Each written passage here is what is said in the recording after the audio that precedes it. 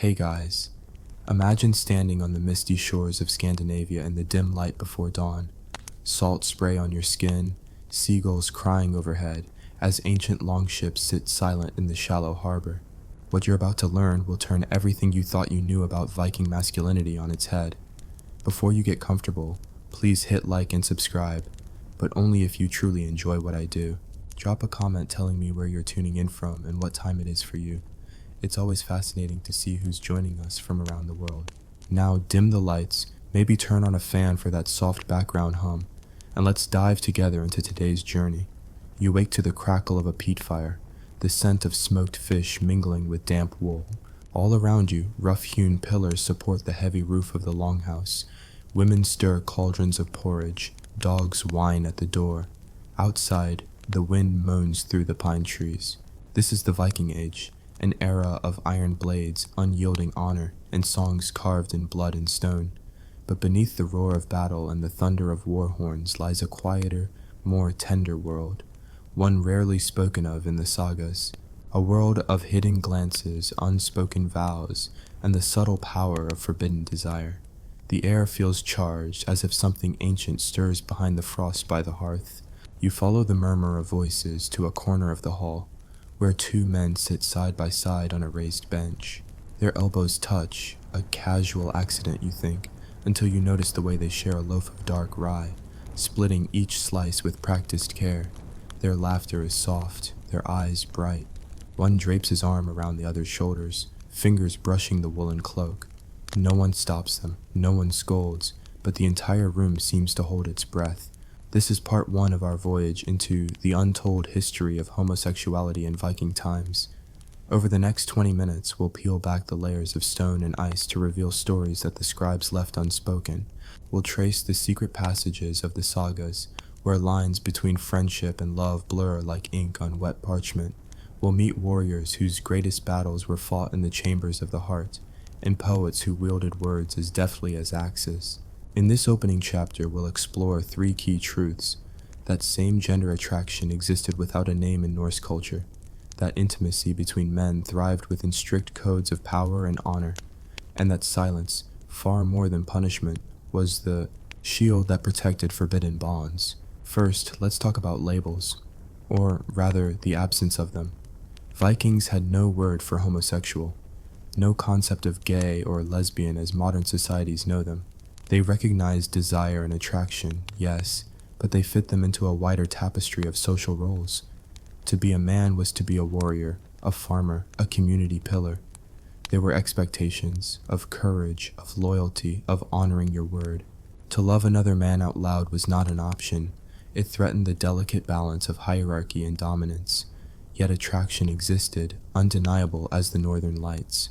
It shimmered beneath the surface of daily life, woven into the unchiseled pauses of their sagas.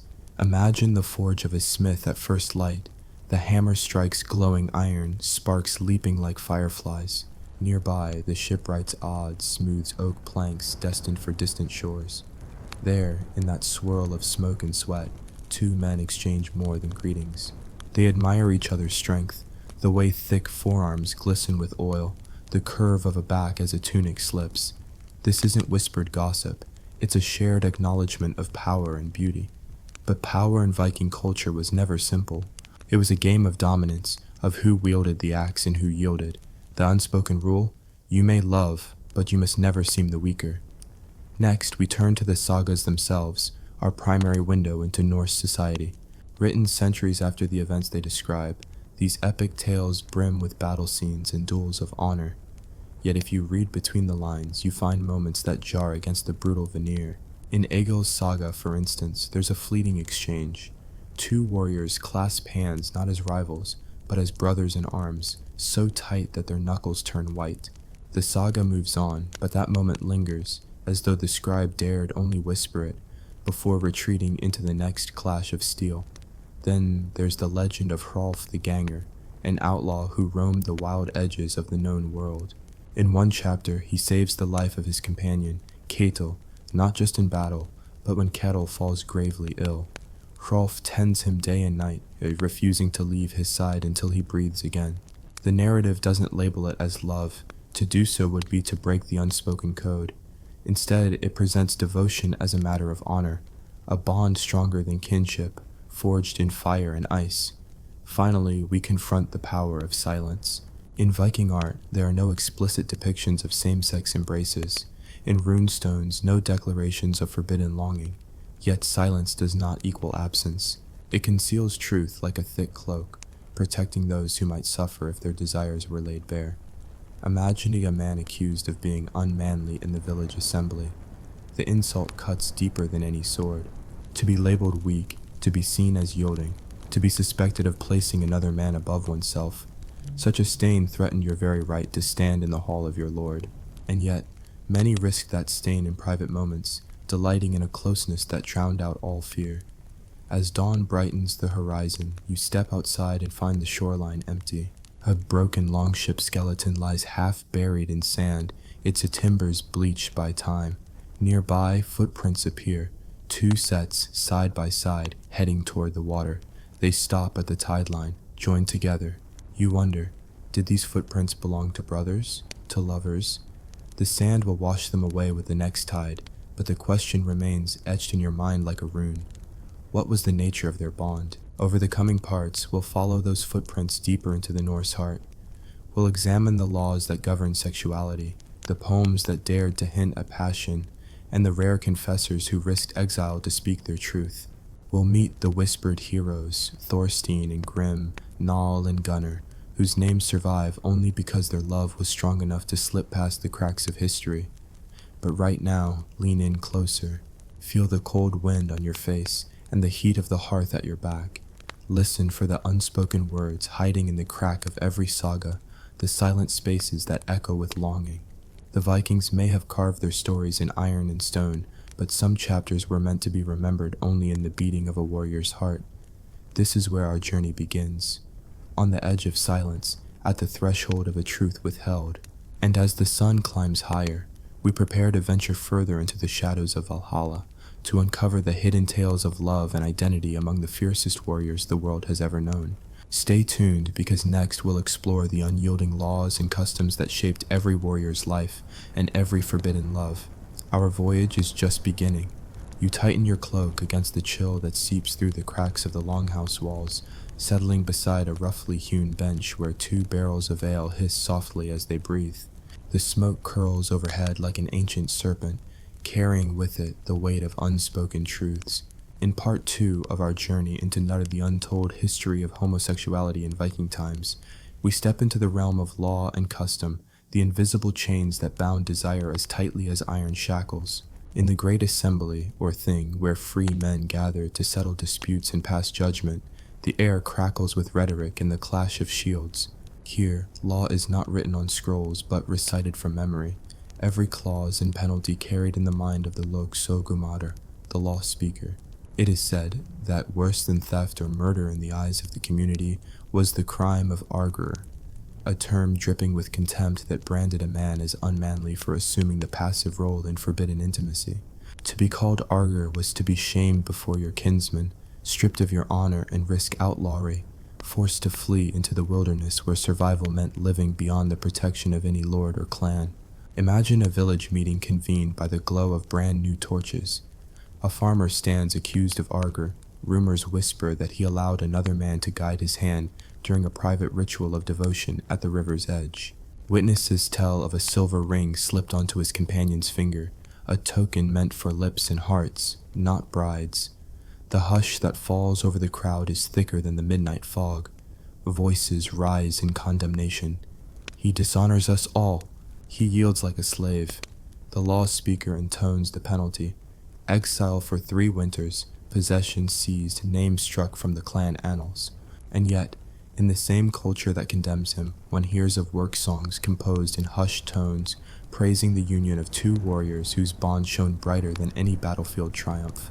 This contrast, harsh public codes and soft private celebrations, defines the Norse approach to desire. There were no sanctified vows like in later Christian rites. No priest would bless a union of 2 men. Instead, love was woven into poetry and ritual, hidden in coded language that only the initiated could decipher. Take the ritual of Beljaskapur, a secret rite said to bind two souls like the spokes of a wheel. Though references are scarce, some skaldic verses praise the strength that comes from such a bond. Two hearts aligned, two hands as one. Iron may shatter, but our pledge endures. No law forbade such oaths in the privacy of grove or hut, yet those who spoke of them too freely risked the ire of their kin. Beyond the courts and the covert ceremonies lay the runestones, silent witnesses carved into granite and standing like sentinels across the Norse landscape. Most commemorate fallen warriors or honored chieftains, but a handful bear inscriptions whose meaning still puzzles scholars. One fragmentary stone, discovered near a fjord, reads, "Here lies Leif, trusted shield brother to Asvald. No wife he kept, Asvald bore his name. In blood and bond they stand." The runes do not specify the nature of their relationship, leaving open the question of brotherhood or something deeper. Yet the mere act of memorializing two men together, devoid of female kin, hints at a recognition that transcended standard lineage. Our voyage now turns to the poets, the skalds whose words were weapons sharper than any sword. Many verses survive praising male beauty in the language of the hunt. Hair like ripening grain, eyes bright as northerly stars, but beneath the metaphors lie glimpses of longing. One poem, attributed to the fierce Icelander Hrafunkel, describes a warrior whose voice stirs the heart chamber more potently than Mead's fire. Another, less known, speaks of a man whose embrace was softer than birch in spring, yet stronger than oak in storm. These lines circulated in courts and great halls, recited during feasts as much to please the ear as to test the boundaries of propriety.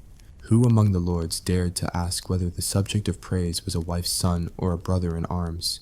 Archaeology adds another layer to our understanding. At a burial site on Guloy Island, excavators uncovered two men interred side by side. Their hands carved in stone appeared to meet above their heads. Grave goods included matching brooches and pairs of high-quality drinking horns, each inscribed with runic blessings of safekeeping. No women's jewelry was found. While dual burials could indicate blood ties, the intimacy of their placement, faces turned toward each other, shields at their feet, suggests something beyond mere kinship. Carbon dating places the grave in the late 10th century, a time when Christian influence began to seep into Norse lands. Yet here, in this ancient tomb, we glimpse an older world still defiantly alive. Back in the mead hall, you hear talk of the downfall of Ulf the Bold, a saga fragment preserved in a single manuscript. Ulf, once a feared raider, is said to have broken the unspoken code by openly embracing his shield brother, Eirik. Witnesses recount how, after a bloody raid in Francia, Ulf clasped Eirik's hand before the gathered warriors, declaring, "Without you, my blade is dull and my heart empty."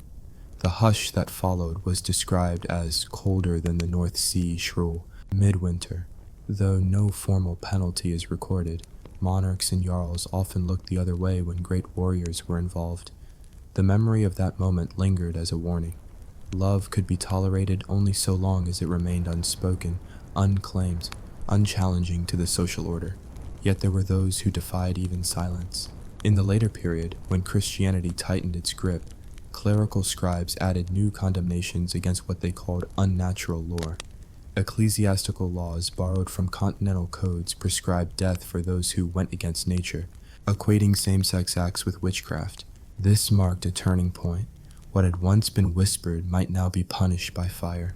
Still, evidence of clandestine devotion survived in marginal notes of illuminated manuscripts, small drawings of two entwined hands or discreet hearts tucked in the margins. The people who made these marks risked excommunication or execution, yet chose to record what they felt too fiercely to ignore. In the courts and cloisters of the new era, the word argi took on even darker hues. Accusations of passive roles and intimacy became a political weapon, hurled at rivals to undermine their honor. A nobleman could be challenged to a holmgang, a duel to the death, if branded too soft. To refuse was to seal your fate as a coward, but to fight could be to spill blood over an insult whose truth neither side would ever confess. The irony is that many of the greatest feud cycles, the Grettir's saga, the Njál's saga, hinge on arguments over honor that often mask deeper, unspoken tensions. Even so, stories of enduring bonds persisted in the shadows. Take the tale of the Jarl and the herdsman. A poem survives in an Icelandic songbook recounting their meeting at harvest time. The Jarl, handsome and proud, spares a sheaf of barley for the herdsman, who returns at midsummer with a wreath of wildflowers. Their exchange is brief, but the poet lingers on the heat of their glance. Two hands that could fell trees now tremble as one. It was a love that dared not speak its name, preserved only in rhyme and meter. As you press your palm to the cool wood of a rune-inscribed door jamb, the carved symbols feel like the pulse of a hidden memory. You realize that law and custom in Viking times were less about rigid rules and more about maintaining balance, between aggression and compassion, between the visible hierarchy and the invisible currents of desire. Men were judged not for whom they loved, but for how they loved, and how that love affected the delicate dance of power. By the end of Part 2, you see that the world of Viking law was a theater of paradox, where harsh penalties masked soft indulgences and the fiercest warriors concealed tender commitments beneath scarred skin. The legal code spoke only of dominance and shame, yet beneath their surface lay a network of rituals and words that honored intimacy in its many forms. To understand Norse masculinity is to embrace its contradictions, the steel and the silk, the blade and the song, the silence and the cry. Now step back into the moonlit courtyard. The wind has stilled. The sky is a velvet dome pierced by cold stars. Somewhere, a lone seal calls from the fjord. You recall the stories of men whose names vanish from the sagas, their bonds erased by time, yet whose spirits endure in every untranslatable rune and every half-whispered compliment between warriors. In the hush of night, their love still echoes. In our next chapter, we will follow the poets and their verses more closely, deciphering coded expressions of longing, exploring how imagery of the natural world became a veil for hidden passion, and meeting the few scribes who dared to defy silence.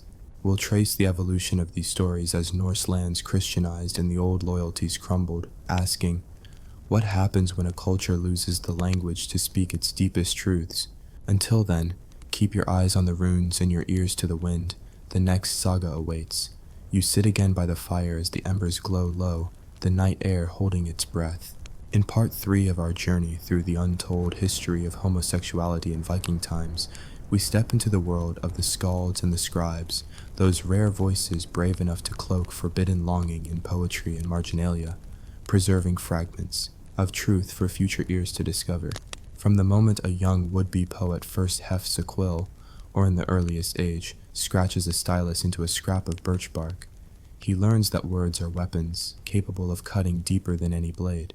In the great halls of Scandinavia, skalds were honored and feared.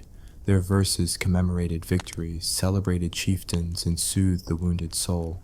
Yet for those who felt desire where none ought to be spoken, poetry offered a secret path, a series of hidden tunnels beneath the surface of praise.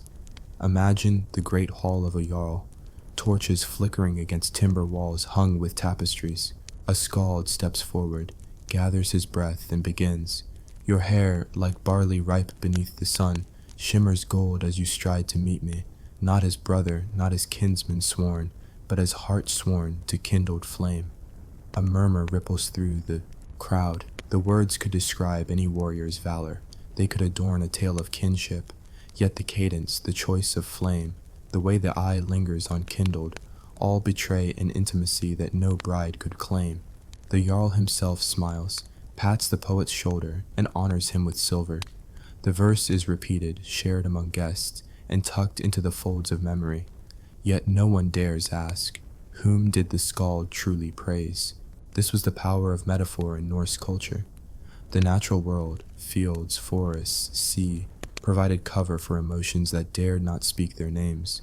In one famous runic poem, the ocean's swell becomes the poet's chest, rising and falling with tides of longing. The moon's pale glow becomes the gentle curve of a beloved's cheek. Two men on opposing sides of a feud once exchanged verses woven with such imagery. You, northern star, guide me home through winter's howl and battle's roar.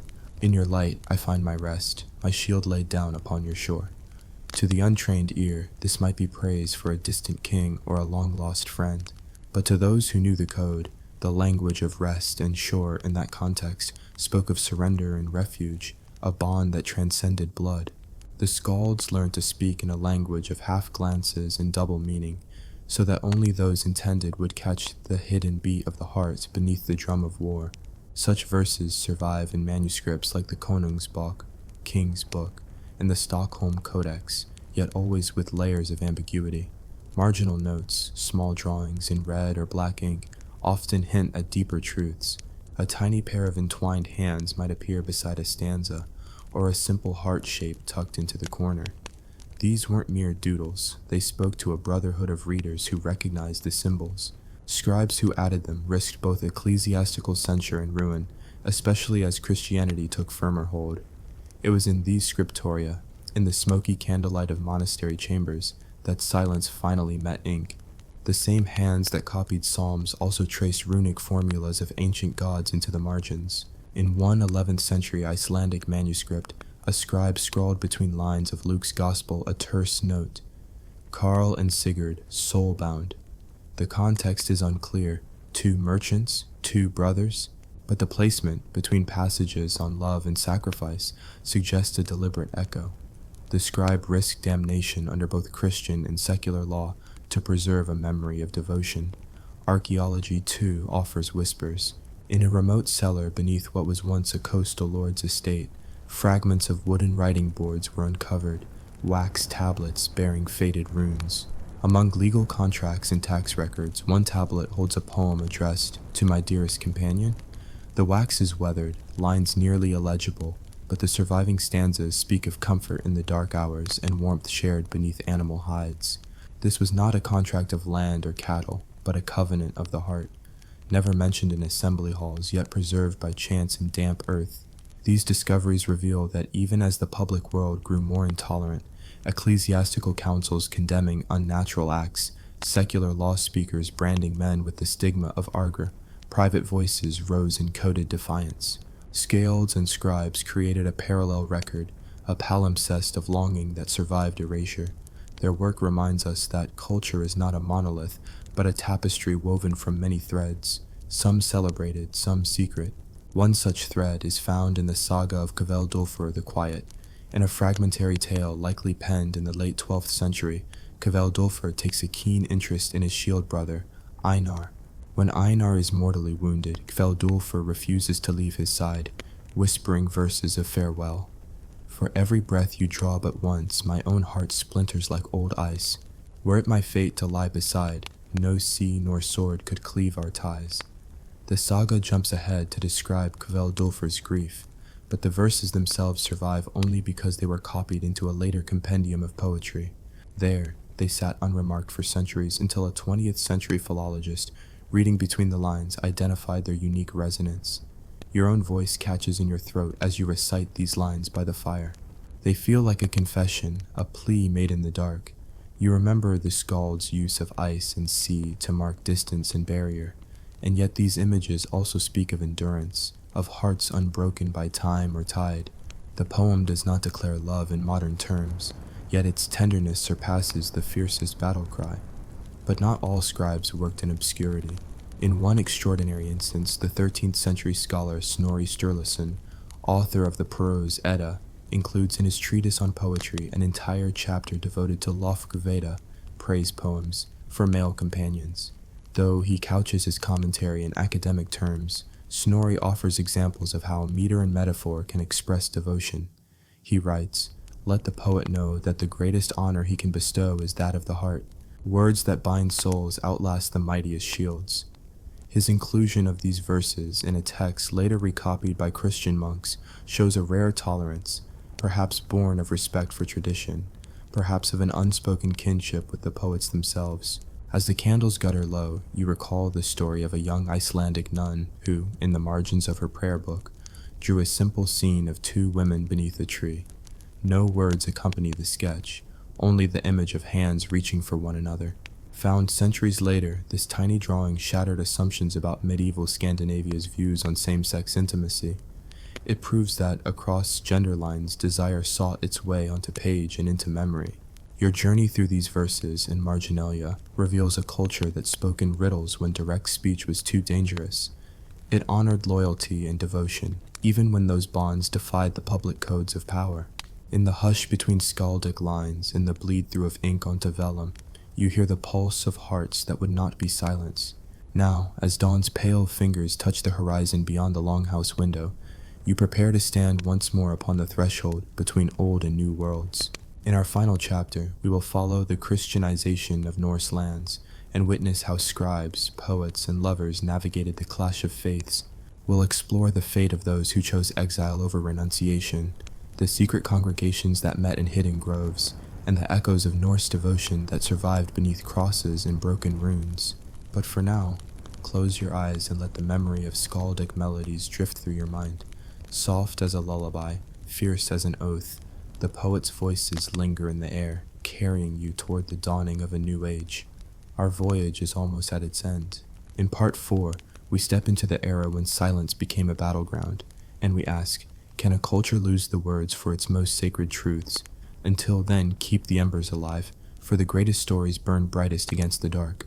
You kneel on the cold, dew-damp ground outside the longhouse, the first bird's calls cutting through the pre-dawn hush. Before you, a simple wooden cross stands where once a stone altar bore runes to the old gods. Around its base lie fragments of carved whalebone, runic charms broken, their magic fading. This is the edge of a new world, where the hammer of Thor yields to the hammer and nails of a Christian craftsman, where silence and dreams of forbidden love confront the stern gaze of an all-seeing God.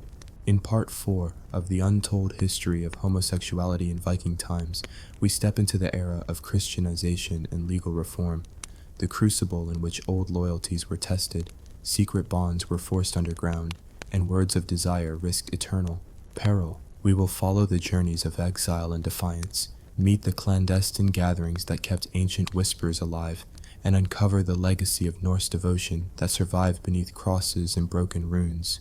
The church arrives. It begins with the sea. Christian missionaries, draped in simple linen robes and carrying gilded books, land in small fishing hamlets. They preach salvation and rebuke the pagan vices of the old ways.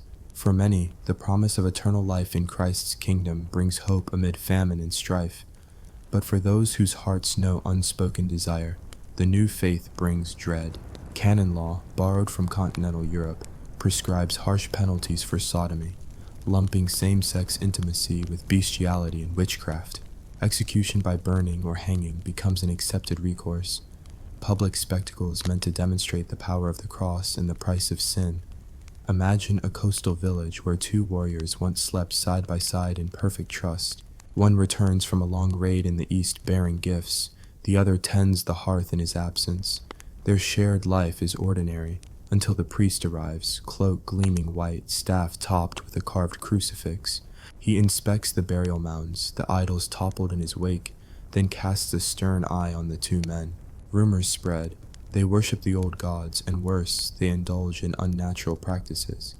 Whispers become accusations, and accusations become trials in the new thing, the church court. A condemned man is shackled and cast into the cold sea at low tide. The other flees, vowing never to return. Their footprints vanish from the sand, erased as surely as their bond. Exile in the ironwood coven. Out of the north, some sought refuge beyond the reach of bishops' croziers. They founded hidden communities in the deep forests, known as the Ironwood Coven. Here, former chieftains, shield brothers, and exiled skalds gathered beneath ancient oaks. Their meetings were draped in secrecy, torches wedged into hollow stumps, faces painted with ash and charcoal to ward off prying eyes. They recited fragments of old sagas, passed around flasks of spiced mead, and bound themselves in silent vows of loyalty. At Ironwood, the old runes were taught alongside psalms, merged into a new scripture of defiance. One fragmentary manuscript, recovered centuries later, includes both the Lord's Prayer and runic stanzas celebrating a bond stronger than wolf-fang clasp. Here, men and women could speak of love without fear, so long as the forest listened and remained silent. But betrayal lurked even in sanctuary. A spy seeking royal favor infiltrated their ranks, reporting names to the nearest diocese. At dawn, the coven's clearing was aflame. Crosses burned faster than bodies, and survivors scattered like frightened deer. The secret congregations, in urban centers, soonest in Trondheim and the growing town at Roskilde, Hidden congregations formed beneath the vaulted arches of abandoned pagan temples. These spaces, half ruined and overgrown, offered shelter for those branded Argur or flagged as unbelievers. Here, priests of the old faith and excommunicated Christians joined in ritual. They carried lit candles, knelt on stone altars carved with the hammer of Thor, then whispered the Lord's Prayer in hushed tones. No names were spoken aloud. Every pledge was made in cipher. One such gathering, documented by a sympathetic monk centuries later, included a ritual called the River of Binding. Participants wrote their names on strips of cloth, tying them to a braided cord. The cord was then submerged in water and retrieved only at dawn. This secret rite was said to bind hearts across all boundaries, of gender, of faith, of fear. The monk's marginal note speaks of tears and laughter in equal measure. A single line reading, "Here they loved as freely as birds in spring, though never in the sight of men." Poets in the shadows. By the late 12th century, skalds found new ways to preserve coded longing. They wrote staves on sheepskin charcoal boards, scenes of two figures meeting under moonlit birch, their shadows merging on the ground. These boards were hidden beneath floor planks or sewn into the linings of cloaks. A scholar in Lund discovered one such lining in the 19th century. A verse reading, "Where frost meets flame, our spirits join." The cloak was blood-stained, perhaps worn in flight. The verse has no author. Yet its survival proves that, even in the coldest times, passion found a way to burn. These secret poets also left marks in church books, tiny gold dots placed beside certain words indicating passages that spoke of unity and love. Readers who knew the code could trace the gold, reading a second text hidden in plain sight. In the cathedral at Uppsala, a marginal inscription in an illuminated Bible reads, "In our union, we bear the cross together." It was carved so small that only a jeweler's loupe could reveal it. The scribe who made it risked the Inquisition's wrath, yet chose to record a truth too vital to hide. The persistence of memory. Despite persecution, whispered sagas and wood-carved verses persisted. In the isolated fjords of western Norway, fishermen still told tales of Nal and Gunnar, the two warriors whose bond defied fate. In Iceland, old women knitted runic patterns into blankets, codes of protection and devotion passed from mother to daughter. Christian missionaries sometimes dismissed these as harmless superstitions, not realizing they carried the echoes of a buried culture of love. One remarkable story emerges from Greenland, where Norse settlers endured centuries of isolation. In a remote burial mound, archaeologists found two graves, a man and a woman, entwined in death as in life. But along with traditional grave goods lay a pair of matching brooches of a style known only to those in Vinland, brooches shaped like clasped hands. The inscription on one reads, in Old Norse, "To my heart's compass."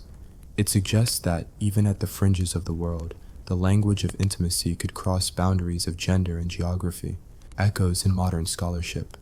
Today, historians piece together these fragments, tracing the contours of a culture that refused to name what it nonetheless honored in silence. Feminist scholars study the runestones, uncovering hidden patterns of pronouns and kin terms that hint at relationships erased by time. Queer theorists analyze skaldic meters, demonstrating how deviations from standard forms marked subtextual deviance and devotion. Archaeologists use DNA analysis to confirm that some dual burials were not familial, but exotic bonds of choice. In university lecture halls, professors argue that Norse masculinity was not a monolith of aggression, but a spectrum, allowing room for tenderness so long as it never threatened the public hierarchy. They point to the importance of give and take, the Old Norse concept of vinata, or friendship, showing how mutual support could eclipse the need for heirs or property. In this framework, same-sex desire becomes less an aberration and more a facet of an expansive notion of loyalty. The legacy of silence. As the medieval world gave way to early modern kingdoms, old sagas were recopied, Christianized, and sometimes expurgated. Many verses were lost, scribes deleting lines too ambiguous for comfort. Yet the heart of the stories survived, bleeding through margins and mismatched translations. In the 19th century, romantic nationalists revived Norse myths, but often sanitized them, excising any mention of intimacy between same-sex companions. It took the rise of modern queer scholarship to recover these hidden narratives, to read the silences as boldly as the words. In Norway and Iceland today, museums display runestones and manuscripts, but only in recent decades have they acknowledged tales of forbidden love. Art installations project rune shapes onto walls, inviting viewers to fill in the blanks. Poets write new verses imagining the lives of Thorstein and Grim, of Egil and Armad, breathing color into monochrome histories. Festivals celebrate sagas and performance art, sometimes including scenes of tender affection between warriors for the first time in a millennium. Conclusion: beyond silence. Now you stand at the crossroads of then and now, the wooden cross and the broken runes converging in your mind. The Vikings you met in the pages of sagas and the soils of burial mounds were not bound by our modern categories, but they felt desire, loyalty, and grief as sharply as any soul ever has. They loved in the margins, in half-spoken verses at the edges of a sword's light. Their courage was not only in battle, but in risking the loss of honor to claim a bond more sacred than any oath to king or clan. As the sun climbs, you press your palm to the cross, then trace the outline of a broken whalebone charm at its base. In that silent embrace of faith and memory, you understand that culture is an ever-shifting tapestry, its threads of power, passion, and belief weaving in and out of sight. The story of homosexuality in Viking times is not one of condemnation alone, but of resilience. It is a testament to the human need to love, even when every law and custom stands against it. In the end, the greatest saga is not carved in stone or written in parchment, but lived in the hearts of those who dared to love beyond boundaries. Their voices may have been silent on the grand stages of history, but their echoes endure, in every whispered rune, every coded poem, and every heartbeat that remembers. Hey guys, this is where our voyage through the shadows of Valhalla ends, for now. If this journey moved you, hit like and subscribe, and drop a comment telling us what part of the Viking world you'd explore next. Until we meet again, keep your eyes on the runes and your hearts open to the stories waiting in the silence. Hey guys, picture yourself standing on the edge of a misty fjord at dawn. The sky is a swirl of violet and gold, and a lone raven circles overhead, its cry echoing against sheer cliffs. You feel the thrum of something ancient in the hush before sunrise, a power older than any king or chieftain rippling through the cold air. Before you get comfortable, please hit like and subscribe, but only if you truly enjoy what I do. Drop a comment telling me where you're tuning in from and what time it is for you. It's always fascinating to see who's joining us from around the world. Now dim the lights, maybe turn on a fan for that soft background hum, and let's dive together into today's journey. You step forward into a world where nothing is quite as it seems.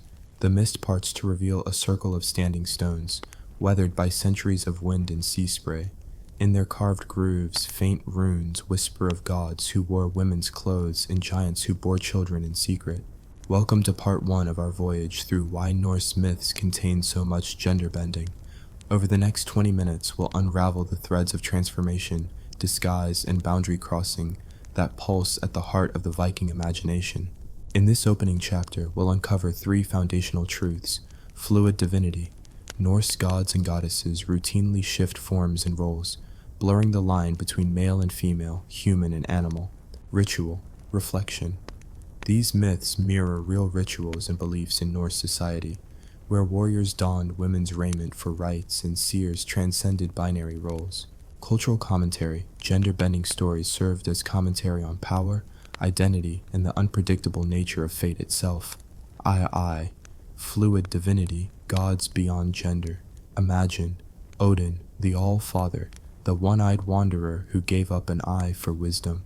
In Völuspá, he rides across the Bifrost disguised as a wanderer, asking cryptic questions in a woman's voice, testing the mettle of mortals and gods alike.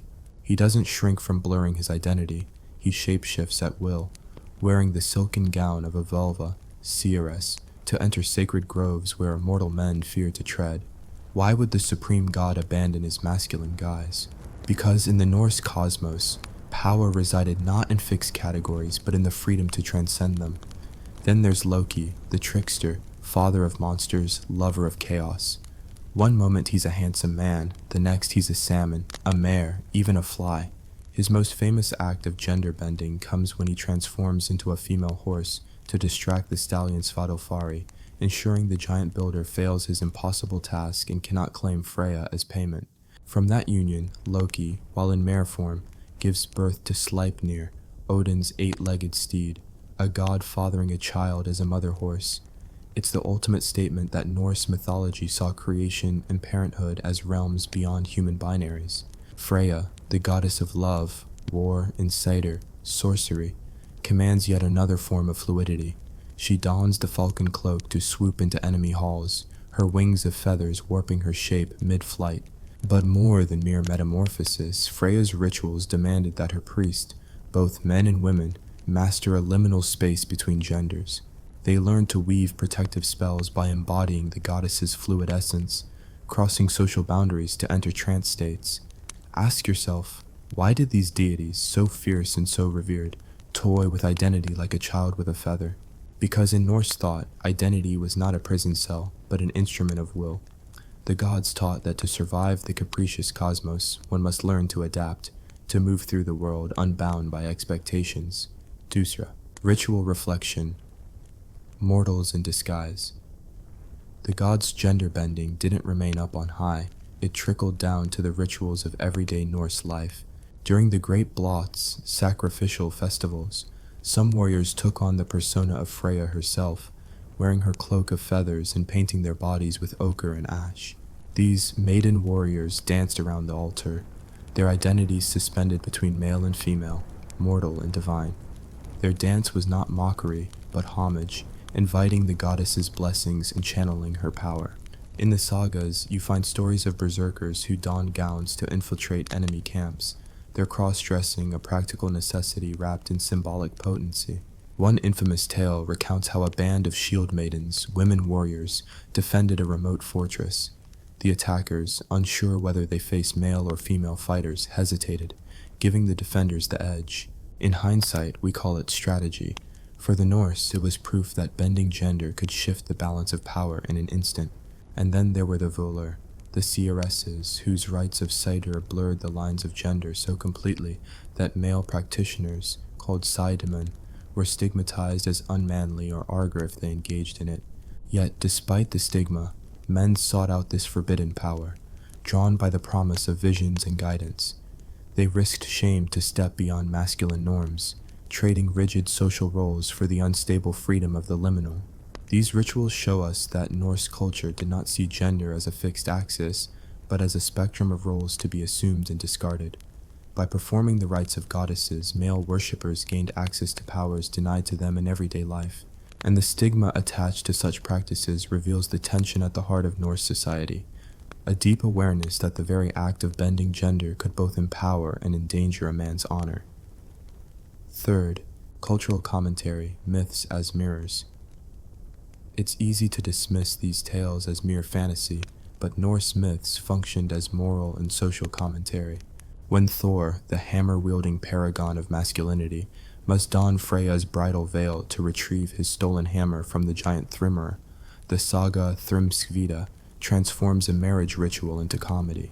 Thor stomps across the hall in a woman's gown, beard streaming over the neckline, until the giant cries, "Let me feel those mighty arms, fair bride."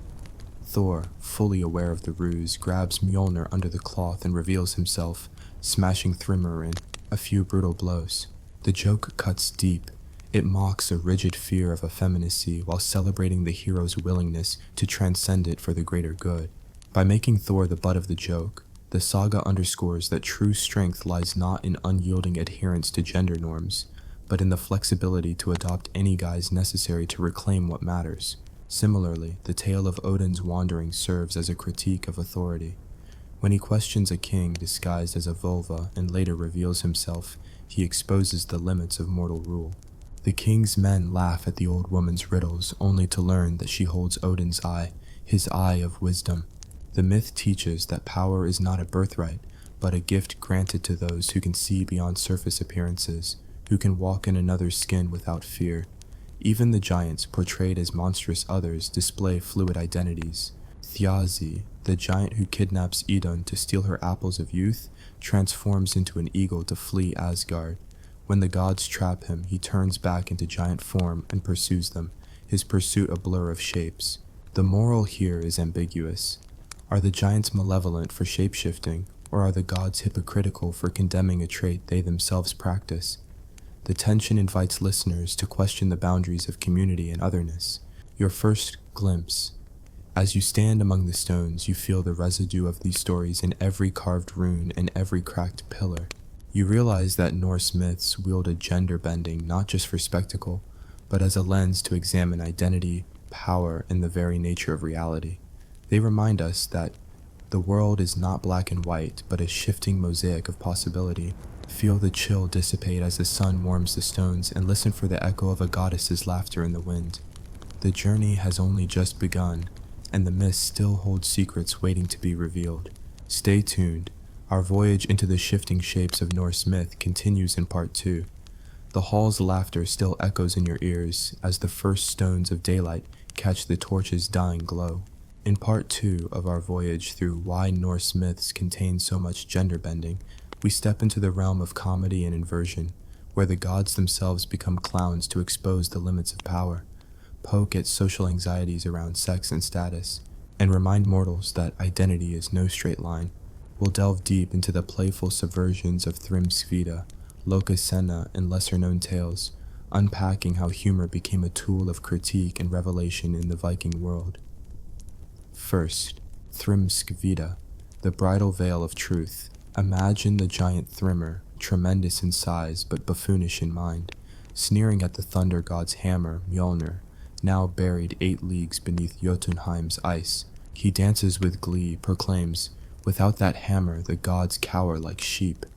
In his clumsy triumph, he demands Freya's hand in marriage as ransom, or I will hurl your heads among the wolves.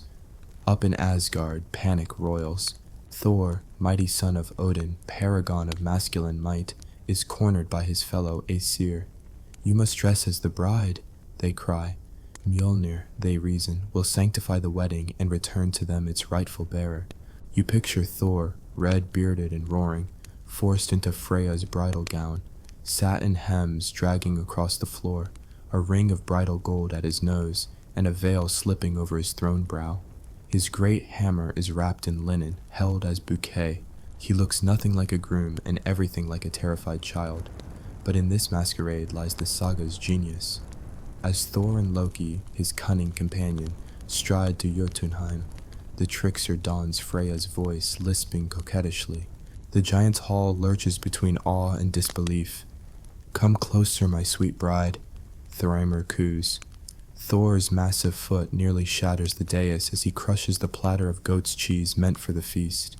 When Thrymer wraps the hammer in the veil to bless the union, Thor seizes it and smashes the hall in one blow, revealing the ruse and sending giants screaming. This comedy does more than amuse.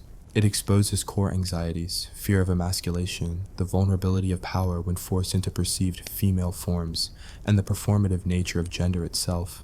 By making the most virile god the butt of a bridal joke, the saga tells its audience, power and identity are costumes you wear, but don't be fooled. True potency lies in your capacity to adapt. The laughter we feel is uneasy, tinged with recognition that the labels we cling to can be snatched away in an instant. Second, Lokasenna, poisoned words and hidden meanings. Next, we turn to Lokasenna, Loki's flighting, a litany of insults hurled by Loki at a feast of gods and goddesses. While most translations render it as a poetic insult contest, a closer read reveals layers of gendered barbs aimed at subverting boundaries. Envision the grand hall of Aegir, barrels of mead whose foam rises like sea waves, long tables sagging under boar and salmon. Loki arrives uninvited, slim shoulders draped in a wolfskin cloak, eyes flicking like embers. He leaps onto the high seat, overturns the first cup, and spits. "What right have you here, Loki, the loose-tongued jester? You reek of carrion and chaos." Loki retorts with a cascade of personal attacks. "Bragi, you drone on like a hen, quacking verses as if you were born with a quill in your beak." To Njörður he sneers. "You fathered children upon your own sister. Were you drunk, or is incest your fondest pastime?" Each barb probes a taboo. Incest, poetic effeminacy, hidden desires. When Loki turns to Freya, he hisses, "Who'll satisfy your lust tonight?" Which god or man? The assembled deities blanch, yet no one dares silence him. Here the humor is darker, almost toxic, as Loki weaponizes innuendo to expose the cracks in divine dignity. By questioning the private lives and gender conduct of each god, he reveals that even the immortal are bound by the same social strictures as mortals. In calling Bragi a quill-born hen, Loki attacks his masculinity, equating poetry with weakness. In highlighting Njordr's incest, he shatters any pretense of familial honor. Loki's insults are a form of gender bending in words, shifting the target's identity, twisting their virtues into vices. But perhaps the greatest twist is that Loki himself transcends categories. He is at once son, father of Sleipnir and of monstrous wolves, shapeshifter, trickster. His insults stem from a self-awareness that identity is slippery, and that the god's power rests on fragile reputations. Loki's flighting becomes a carnival of inversion. The accused become the accusers of their own hidden selves. Third, Ymir and the primordial gender kaleidoscope beyond comic inversion and scathing insult. Norse myth begins with a primal gender-bending act, the coming of Ymir, the primeval giant. In the yawning void of Ginnungagap, fire and ice meet, and from their melting clash is born Ymir, the screamer, whose body births the first beings. In one telling, Ymir reproduces asexually. Sweat dripping from one armpit spawns a man and a woman. One leg conceives a six-headed giant when paired with its fellow leg. Here, creation overflows binary limits. The giant's body is a cosmic womb, blending male and female functions. There is no goddess of birth. Ymir is both father and mother. This origin tale establishes that the cosmos itself is gender fluid. The very matter from which the gods form the world knows no rigid sexual division. When Odin and his brothers dispatch Ymir and carve his flesh into earth, his bones into mountains, we glimpse a violent act of redefining identity, shaping cosmos from chaos, drawing lines where none inherently existed. Yet the memory of Ymir's boundless sexuality remains, echoing in every later transformation. Fourth, the tale of Ulventur and the squire's plumage. Scattered in the margins of late medieval Icelandic manuscripts, you find the obscure tale of Ulventur, a noble woman who disguises herself as a squire to follow her beloved into battle. She dons leather armor, shaves her hair, and rides among the men, her voice pitch shifted by constant straining. No one recognizes her until, at the battle's climax, she reveals her secret by hoisting her tresses aloft, then charges so fearlessly that even the fiercest warriors lower their swords. In some retellings, Ulventur battles side by side with her beloved, forging a bond that transcends gender roles. She teaches him the tender art of nurturing the wounded, while he shows her the ferocity of spear and shield. Their love becomes a partnership of equals, one unbound by societal prescriptions of masculine protection or feminine passivity. This tale, though later Christianized, retains its Norse core, the right to choose identity as path to power. Ulventur's bravery lies not just in battle prowess, but in bending the expectations of gender to serve a higher loyalty. Her story echoes in every saga of shield maidens and cross-dressing heroes, reminding us that disguise was not deceit, but a sacred rite of passage toward true self-realization. Eindam, the Devil's Dance, Disablot, and the Maiden's Mask. Finally, we turn to Disablot, the festival honoring the ancestral female spirits, Disir. In some regions, this became a night of masks and revelry so wild that men and women exchanged roles in a ritual dance. Men wore veils and performed women's labor in jest, while women donned helmets and spears, stomping to thunderous drums. The boundary between mortal and divine blurred as participants invoked the protection of the Disir by embodying their forms. One 11th century account describes a masked procession. Fools and wise walk side by side, venison carved by trembling hands as the brides of the gods stalk the paths between our hall and the woods. The emphasis is on inversion. We become what we honor. By donning female guises, men access the nurturing and protective aspects of the Disir. By taking up arms, women claim the authority of shield maidens and valkyries. This festival underscores that gender in Norse ritual was a tool of transformation. By stepping into another's role, worshippers drew down divine power, assuming attributes essential for the community's survival: fertility, protection, courage. Yet the very fact that these roles were exchanged in jest shows awareness that gender is performance, a crafted identity shaped by context. Conclusion: laughter as truth. As you leave the hall and step again onto the moss-soft ground, dawn's first rays reveal dew-laden cobwebs glistening like spun silver. You carry with you the echoes of giants and gods who laughed at themselves, of tricksters who torn down facades with poisoned words, and of mortals who donned veils and armor to forge new paths. Part 2 has shown us that Norse myths wielded humor and inversion not merely for entertainment, but as instruments of revelation, exposing the arbitrariness of gender, the fluidity of identity, and the bold freedom to step beyond the ordinary.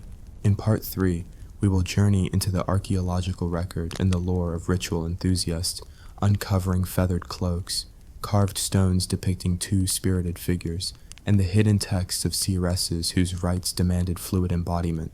We'll see how the boundary crossing of myth found reflections in daily life and spiritual practice, blending the seen and unseen into a tapestry of transformative power. But for now, pause on the ridge above the fjord, feel the wind that carried Loki's laughter in Freya's wings, and let the echoes of cosmic birth remind you.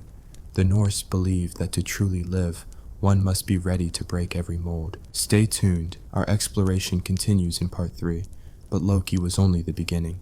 Because once you look deeper, you start to realize something strange. Nearly every figure in Norse mythology, no matter how mighty, no matter how fearsome, seems to brush up against the edges of gender, twisting it, bending it, breaking it wide open, and not just in stories whispered in the shadows. These tales were central, woven into the very bones of the Norse cosmos. Take Odin, the All-Father, warrior, king, wanderer, father of gods. His very name struck fear into the hearts of mortals, but buried beneath the storm of ravens and wolves and spears was a secret the skalds dared only hint at. Because Odin practiced satyr. Satyr was a kind of magic. Not the thundering sword-swinging kind the men celebrated, but something else. Something older. A subtle art, a weaving of fate, a pulling of strings beneath the surface. It was the magic of women, of witches. It was seen as unmanly, even disgraceful. Yet Odin, the very icon of masculine power, sought it out, learned it, used it. He learned it from Freya, and the old texts don't hide this fact. The Ynglinga saga says it plainly, that Odin practiced satyr, that it brought him great knowledge, and that it was so shameful for a man to do this kind of magic that people thought it unmanly and perverse. Why would the greatest of gods do something so taboo? Was it pure ambition, Odin's endless hunger for wisdom at any cost? Or did he understand something deeper, something lost to us today? That power itself is not masculine or feminine. That knowledge cannot be bound by gender. That divinity, at its core, is fluid. This wasn't some outlier, because in the very same mythic texts, we meet Thor, mighty Thor, god of thunder, breaker of giants, donning a bridal gown. The story is absurd on its face. Thor wakes up to find his hammer missing, Mjolnir, the one thing that makes him truly dangerous. It's been stolen by Thrym, king of the giants, who demands Freya's hand in marriage in exchange for the weapon. But Freya refuses, and so the gods hatch a plan. They dress Thor in bridal robes, veil his beard, place keys at his waist like a proper bride, and send him to the land of giants pretending to be Freya. The gods laugh. The audience laughs. It's clearly meant to be comic, but something lingers beneath the surface. Because for a moment, just a moment, Thor becomes Freya. And the joke only works because everyone understands how outrageous it is to place a man, especially one like Thor, into the role of a woman. Yet the myth still stands, repeated, preserved. It is as though the Norse storytellers wanted to both mock and marvel at this idea, that even the strongest man might wear a dress and still carry thunder in his fists. But the bending of gender was not always so playful. Sometimes it was dangerous, transformative, sacred. Take Loki again, not just as a shapeshifter, not just as a mother to monsters, but as a boundary breaker in the truest sense. In one tale, he eats the heart of a witch and becomes pregnant, not symbolically, literally, giving birth to more monstrous children, beings who exist beyond categories. Fenrir the wolf, Jörmungandr the world serpent, Hel, the goddess of death, half alive, half corpse. What are these children, if not metaphors for things that defy containment? What is Loki, if not the very embodiment of in-between? In the world of the Norse, gender was not a simple binary. It was a spectrum, a tide, a set of transformations that reflected the chaos and complexity of the world itself. And this was not just myth. Archaeological finds suggest the stories were not isolated fantasies. One burial from Viking-era Sweden contains the body of a person buried with a full set of female clothing, and also with weapons. At first, archaeologists thought the person must be male, but DNA analysis revealed the opposite. Then there's the grave at Burka, once believed to be that of a great male warrior, because of the sword, the armor, the horses, the tactical game pieces. But again, DNA said otherwise. The warrior was biologically female. These were not myths. These were real people. People who, like Loki, like Odin, walked the space between roles, refusing to fit neatly into categories. So what does this tell us? That the Norse may have lived in a world of rigid roles. Men were warriors, women were homemakers, but their stories whispered something else. That the gods themselves defied these rules. That in the world of myth, the very fabric of reality could bend. Perhaps it was in these stories that the Norse people found relief from the iron laws of society. Perhaps in myth, they explored what could not be spoken. Or perhaps they simply saw the truth, that no god is only one thing, no person either. But even the most provocative tales of gender-swapping gods and unpredictable shapeshifters do not tell the full story of how fluidity wove itself through the fabric of Norse life. To find the final threads, we must leave the fireside myths and enter the frostbitten sagas of history, where laws, insults, rituals, and taboos mirrored the confusion, awe, and dread provoked by anything that blurred the lines between man and woman. In Old Norse society, masculinity was not simply biological. It was a posture, a performance, a reputation to be guarded like a treasure hoard. A man was a man not by what he possessed between his legs, but by how he acted in public. To be passive in a sexual act, to wield a spindle instead of a sword, to be seen weeping openly, was to risk being called ergi, a word more cutting than coward, more damning than unmanly. To be ergi meant being womanish in the worst possible sense. It meant failing to dominate. It meant not only humiliation, but legal consequences. Accusing a man of being arger, a passive man in bed, was a grave insult, one that could lead to formal challenges and duels to restore honor. Yet, despite this rigid enforcement of gender roles, the myths worshipped gods who defied every boundary. Odin, king of the gods, traveled the 9 worlds to learn the forbidden magic of Satyr, the art of weaving fate and vision, a magic taught by Freya, queen of the Vanir. This sorcery required a surrender of control, a stepping into the feminine, the passive, the intuitive. For this, even Odin was whispered about, accused of ergi for learning woman's magic. But did he stop? Number. He wore it like a cloak. Because to Odin, power was power, no matter how it came. The people who whispered didn't miss what they saw. They knew what it meant to see the Allfather crossing into feminine realms. But in Norse cosmology, power was found in extremes. Warriors were not praised for moderation. They were praised for excess, drinking, fighting, dying gloriously. So too, perhaps, were gods celebrated for extremes in gender expression. What mattered was not the role, but the control. Even Loki, mocked and feared, held the power of unpredictability. To be fluid was to be unknowable. To be unknowable was to be feared, and the Norse feared gods more than they loved them. Still, there was something deeply human at play here. In their fear of ergi, in their brutal regulation of what men could do and say and wear, Norse society revealed a wound. They feared the feminine not because it was weak, but because it was powerful in a different way. It was tied to fate, to the earth, to the mysteries of blood and birth and prophecy. The vulvas, the female seers, walked freely through both masculine and feminine spaces. They were feared and honored in equal measure. They didn't fight with swords. They fought with visions, with riddles, with words that shaped the outcome of kings. The rituals of Satyr were often performed in darkness, in silence, with rhythmic chanting and a slow rocking of the body, mimicking birth, death, and ecstasy all at once. The practitioner, often dressed in female garments, would enter trance and become the vessel of knowledge. In those moments, gender evaporated. It was not man or woman who spoke. It was something older, something divine. Yet, this reverence did not remove the danger. For mortal men who stepped too far into femininity, the consequences were dire. Accusations of ergi could be weaponized. Neighbors could use it to shame rivals. Warriors could be ostracized.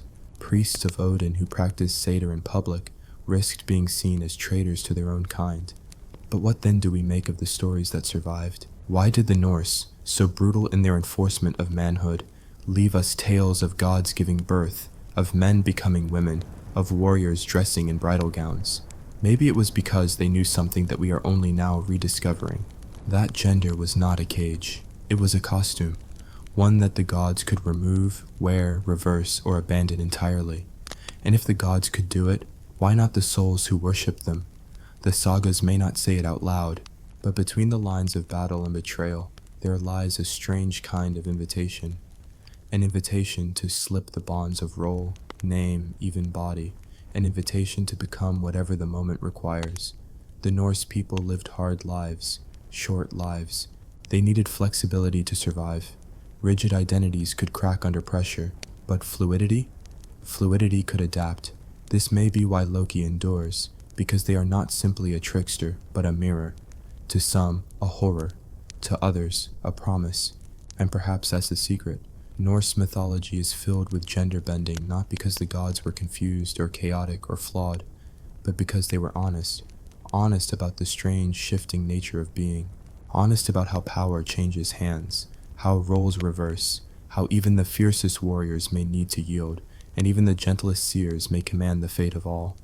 In the end, the question is not why the Norse gods changed gender. The question is, why shouldn't they? If the gods could shift shape to chase desire, if they could wear womanhood like armor and manhood like shadow, if they could defy categories and still command fear and worship, then what exactly does that say about us? Perhaps the Norse knew that identity was not a stable thing, that it moved like the sea, like the wind, like fate itself. And perhaps, in telling stories that transgressed every boundary, they left us a legacy not of confusion, but of possibility. So as you let your eyes drift shut, and the fire of this tale fades to embers, remember this: the gods were never bound by rules, and neither are you. The wind off the Norwegian fjords carried more than sea spray and storm clouds. It whispered the names of warriors, the chants of skalds, and something colder, more dangerous. In the age of Vikings, honor was not merely a matter of pride, it was survival. And in the same breath that a man could be praised for his strength, his leadership, his conquests, he could be destroyed by a single word: Arger. To call a man Arger was not just to call him weak. It was to say he had been unmanned, emasculated, that he was soft, cowardly, penetrable, that he had acted not like a Viking, but like a woman. And for a Viking leader, one who ruled, who bled, who commanded fleets across icy seas, this was the ultimate horror. Because in the strange, violent mirror of Norse society, manhood was not biology, it was behavior. And the moment a man was seen as acting out of place, as slipping, just slightly, into the shadow of femininity, his power began to rot from within. But where did this fear come from? To understand it, we must dive into a world where gender was not a spectrum, not a social construct, but a battlefield of spirit and action. A man might dress in furs, wield an axe, command a warband, but if he crossed certain lines, spoken or unspoken, he risked exile, shame, or worse. In Viking law codes, like the medieval Icelandic gragas, to call another man Arger or Ergi was such a serious insult that it legally required combat. If the insult was not answered with a duel, the accusation stood as truth. There was no gray area. One did not simply brush off a charge of effeminacy. One proved it false, with blood. And yet, for a culture obsessed with conquest and virility, Norse society was filled with contradictions. Their gods themselves, those mythic beings who shaped the world in frost and flame, bent the rules of gender in strange, unsettling ways. Odin, the All-Father, wandered in disguise, practiced Seder, a form of magic associated with women and shame. Loki, the trickster, shape-shifted into a mare and birthed an 8-legged horse. These tales were not told in shame. They were legend, sacred, repeated by firelight and feast. So why the fear? Why the shame when the divine themselves blurred gender? Because those gods were not mortal. Their power gave them permission to twist the rules. For mortal Viking men, especially leaders, such boundary crossing was not seen as mystical or bold. It was weakness, and weakness was death. The image of the Viking, the raider, the warlord, the shipbreaker, has become legend, but behind that image was a code of masculinity so strict, so fragile, that even the hint of softness could spark a collapse. In the sagas, we read of warriors who challenge each other not just with blades but with words, entity ritual insults that attack a man's courage, his honor, his sexual role. To be accused of being arg was to be accused of being used, penetrated, passive. And in Viking society, that was the deepest scar a man could bear. This fear was not rooted in Christianity, nor in modern notions of shame. It was older, wilder. Among the Norse, masculinity was an active, dominant force, and to be anything less than dominant was to be suspect. Even the word Nidingur, a man without honor, was tied to accusations of femininity, cowardice, and failure to conform to the rigid codes of manhood. Statues called Nidstangs were sometimes erected as public curses, inscribed poles topped with carved heads, their purpose to shame and destroy the honor of their target. The greatest weapon in these curses was not sorcery, but slander. And slander, in Viking eyes, was true unless it was met with vengeance. These social codes reached deep into every corner of Norse life. A chieftain who failed to avenge an insult was mocked. A man who cried too easily was ridiculed. A warrior who loved too gently might be suspected of weakness. It is no surprise, then, that Viking leaders lived in constant fear, not just of death or betrayal, but of whispers, of side glances, of rumors that they had become too soft, that they were womanly. This paranoia shaped their politics, their rituals, even their funerals. Consider the legendary funeral rites of a Viking chieftain, as recorded by Ahmad ibn Fadlan, the 10th century Arab emissary who witnessed such a ceremony along the Volga. The chieftain's death was followed by a dramatic and violent ritual, including human sacrifice. Among these grim proceedings, every action was designed to reinforce the dead man's masculinity, to seal his honor in the afterlife. His weapons, his ship, his slave girl, all burned with him, forming a pyre not just of fire, but of symbolism. It was his final declaration. I was a man, because to die as a man was as important as to live as one. And yet, these rituals, these fears, these rigid codes, hid a deeper truth. Many Viking myths and poems hint at a more complicated gender reality. The warrior women, the shield maidens, half myth, half memory, stood at the edge of masculinity, both admired and feared. The magic of cider, though tainted with femininity, granted visions and control that even kings sought. Perhaps the Viking leaders feared being called effeminate, not because femininity itself was hated, but because it was powerful, unpredictable, and uncontrollable. In sagas like Egil's saga, we find warriors who are crude, brutal, but also poetic, men who cry over fallen brothers, men who curse the gods in verses so beautiful they still echo in Icelandic memory. These contradictions were not seen as weakness, but as the marks of greatness. So where, then, is the line? The truth is, the line was always moving, and that was what made it terrifying. Viking leaders feared being called effeminate not because they were emotionless brutes, but because they knew how thin the ice was. One misstep, one wrong word, one moment of perceived softness, and their authority could crumble. Masculinity was a performance, a mask, a sword that had to be kept sharp by constant vigilance. To be called Arger was to have that sword break in public. It meant losing not just face, but kin, land, allies. A chieftain who could not command respect through his perceived manliness might find his warriors defecting, his enemies rising, his household questioning. And in a society where power was often maintained by charisma, ritual, and the echo of stories, such a fall could be fatal. And so, they feared. They feared the whisper behind the longhouse wall. They feared the poet's song that hinted too sharply. They feared that somewhere, someone had seen the crack in their armor and called them woman. But the fear of effeminacy wasn't just about private insults or personal pride. In Viking culture, words were weapons. The sagas are filled with scenes where verbal attacks, sharp, poetic insults, wound more deeply than blades. These weren't mere slanders. They were accusations that could unravel a man's entire reputation, and with it, his grip on power. In the ancient Scandinavian world, the worst thing a man could be accused of was being urgy, a word so dangerous, so deeply taboo, that it could provoke duels, legal battles, and social exile. It didn't translate neatly. It wasn't just about being weak or unmanly. It was a poison-tipped insult that implied a man had played the female role in a sexual act, a role considered degrading and unworthy of a warrior. To be arg, the adjectival form, was to be treated like a woman in the worst possible way, not with tenderness or grace, but with humiliation and loss of honor.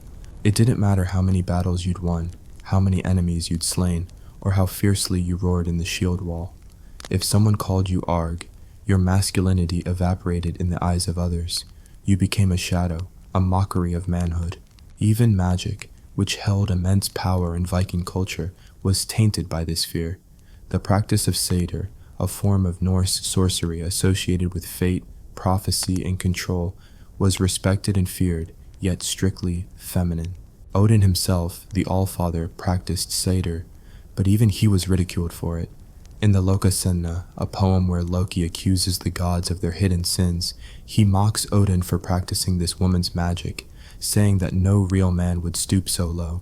And Odin, king of gods, god of war and wisdom, had no answer. That's the level of stigma we're talking about. Magic wasn't forbidden to men, but it came at a cost. The cost was the stain of femininity, and no Viking leader could afford to pay it. They needed to be seen as unyielding, stoic, driven by honor and rage, not by the veiled whispers of prophecy. So when a man chose to wield satyr, or to act in ways that were perceived as soft, delicate, or unmasculine, he crossed an invisible line. And once that line was crossed, society rarely let him return. This paranoia was so deep-rooted that Viking insults had their own taxonomy. A single word could accuse a man of cowardice. Another could imply he had been passive in a sexual encounter. Some went further, alleging that he cross-dressed or participated in household chores or braided his hair too neatly. These weren't harmless teases, they were lethal character assassinations. One of the clearest examples of this can be found in Njal's saga, where a man named Flosi calls another man Kvenaskorungur, a womanish man. The target of this insult, despite being a fearsome fighter, is left publicly humiliated. Because in the Viking world, if enough people believed the insult, it became truth. And truth, no matter how unjust, could strip a man of his allies, his clan, and even his life. The paradox is brutal. This is a world where men could wear jewelry, groom their beards with pride, and recite poetry about love.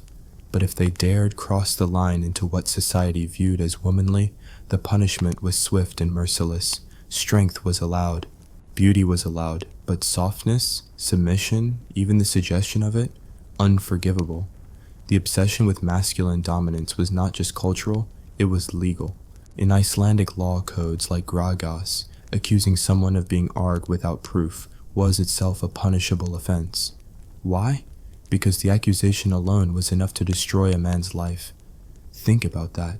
The law punished the accuser unless he could prove the man had actually submitted in a sexual encounter. The state itself recognized that this label was radioactive, too powerful to be thrown around carelessly. Yet, the fear of being labeled that way remained ever present. Why? Because Viking society at its core was built on performance. You weren't a man because of your anatomy.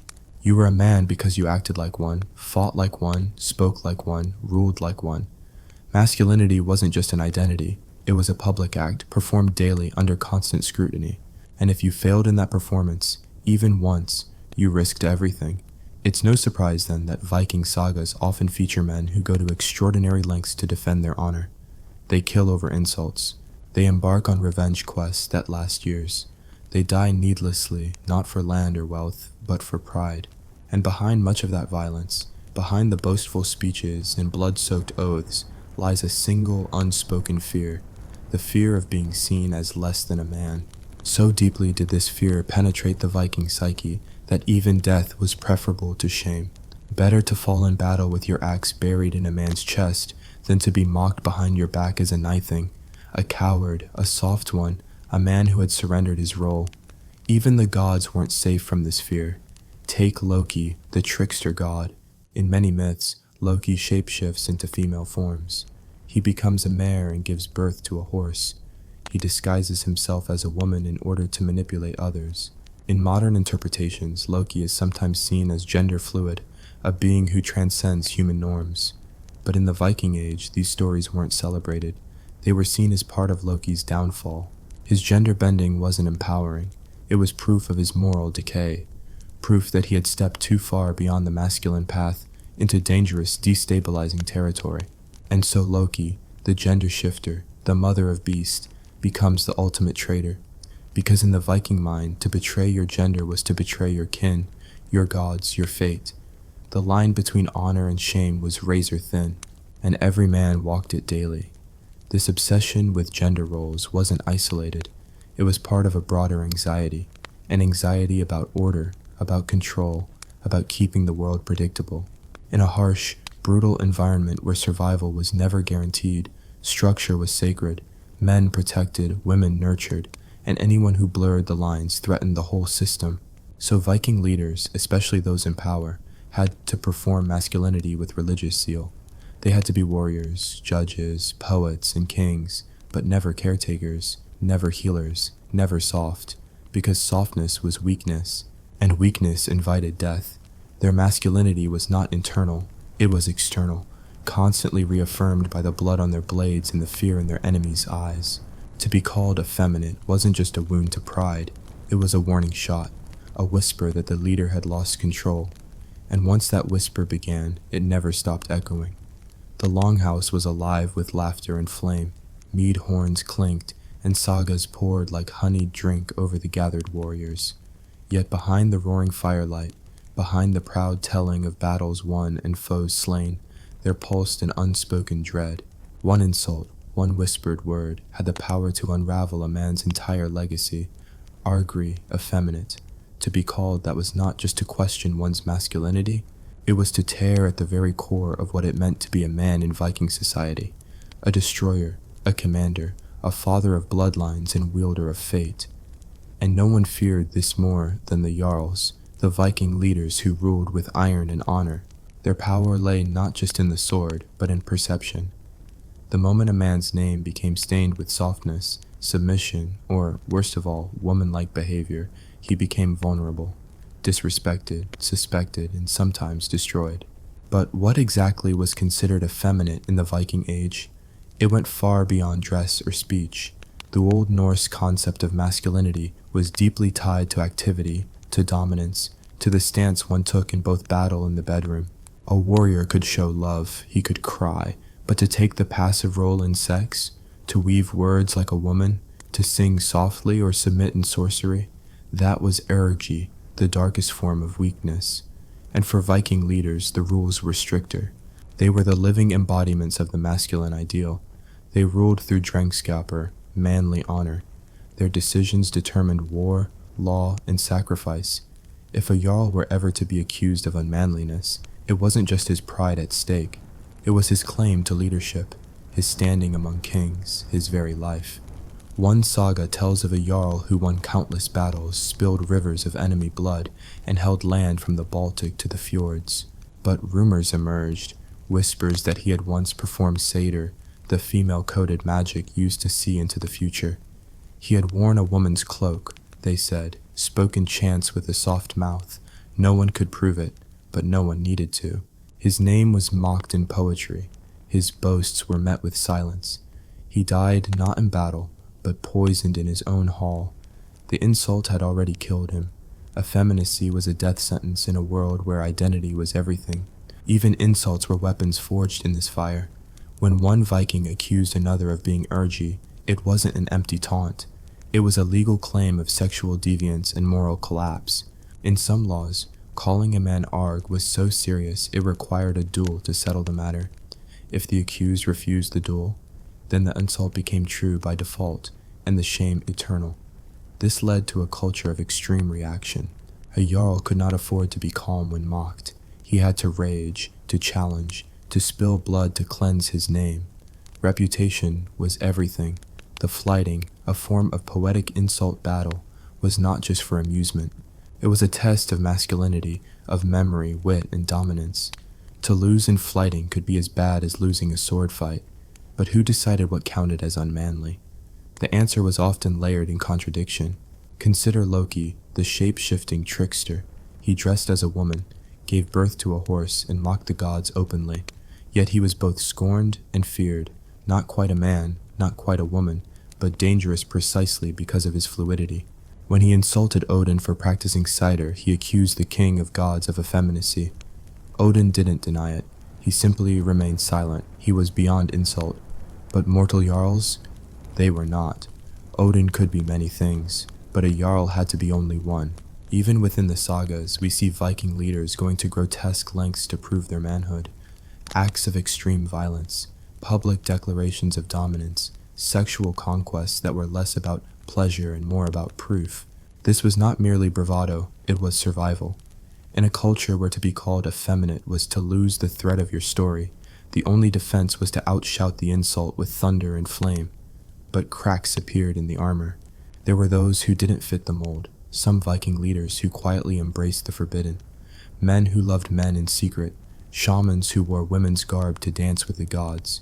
They survived by hiding, by cloaking their truth in legend and mystery, but they were always close to the edge. One word, one accusation, and the chasm would open. The irony is that the Norse myths themselves are filled with gender-bending, role-reversing, fluid tales.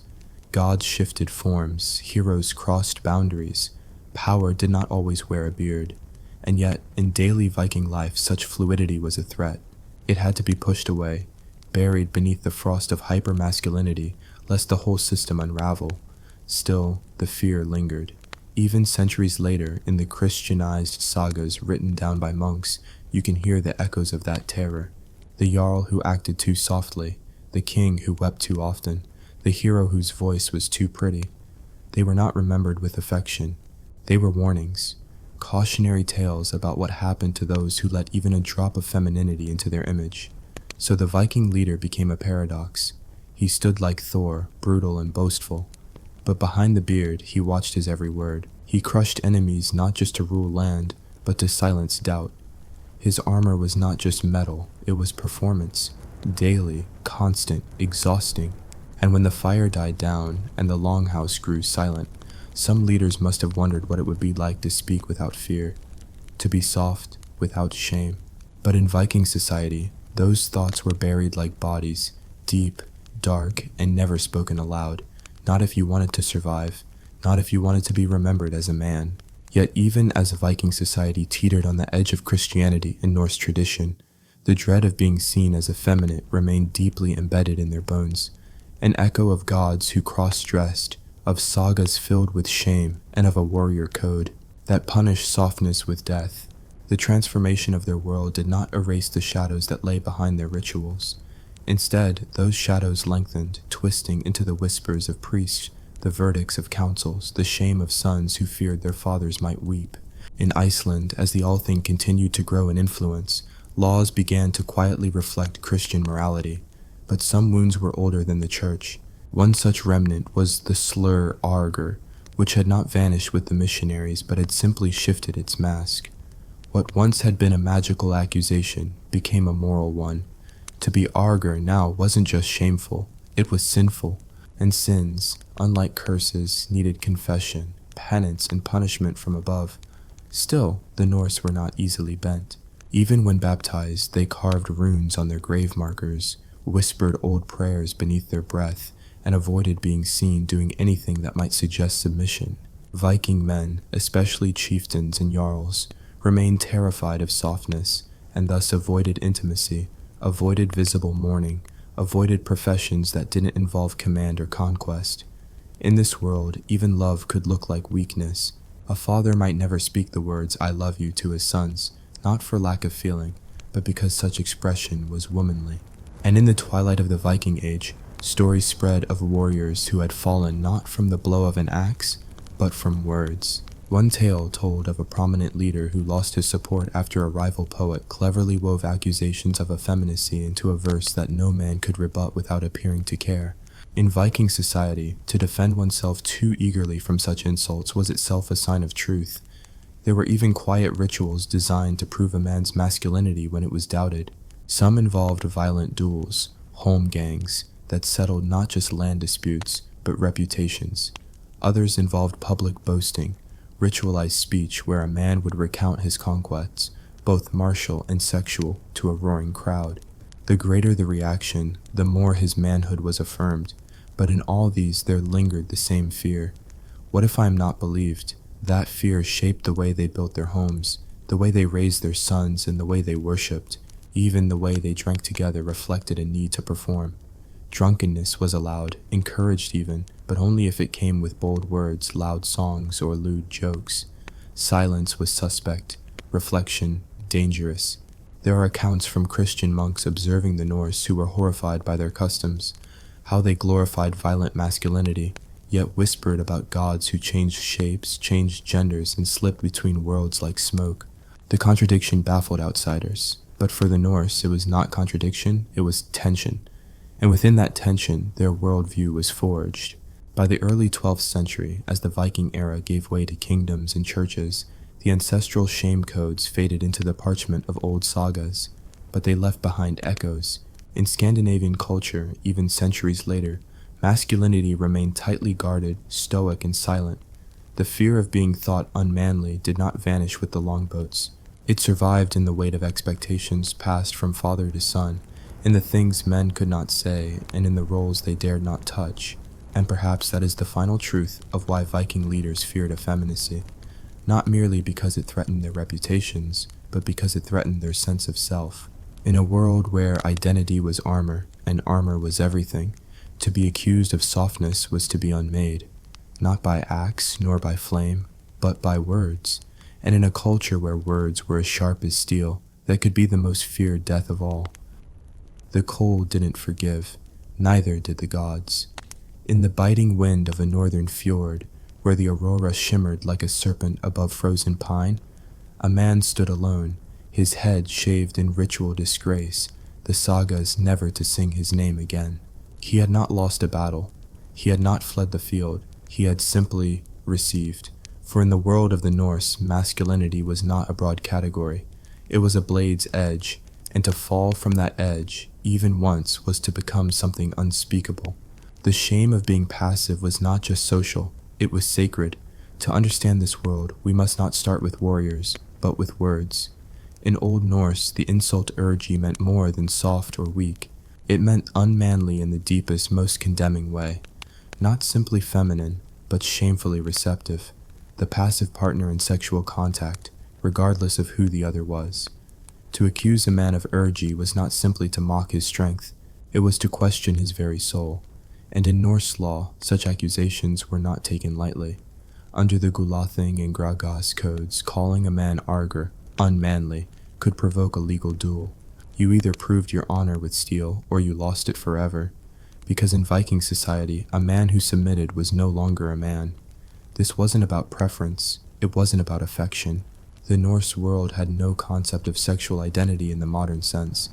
What mattered was the act, who did what, to whom. To be the one who penetrated was still to dominate, even if it was another man, especially if it was.